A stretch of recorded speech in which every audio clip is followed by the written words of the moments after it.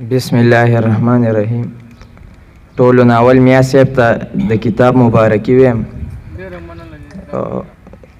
صدر صاحب په اجازت غزل نه مخکې به یو درې شعر ووایم چې د بعضې خلکو په ما داسې انتها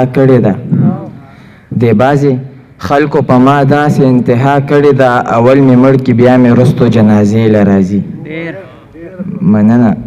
په مزدورو مې ځان له لاسو کې پولې روویستې د خان بچي زما د لاسو تماشې له راځي.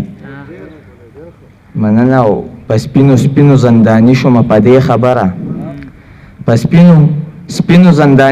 په دې خبره چې زما عمر له رښتیا خبره خولې له راځي. مننه.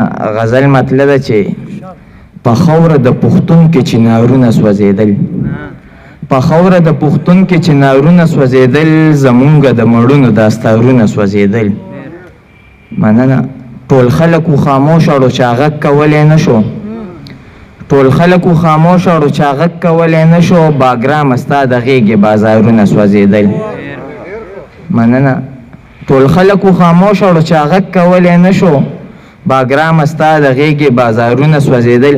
او دا شعر د خاص د دې خلکو ته ډالۍ وي چې په دې کلي کې دا امن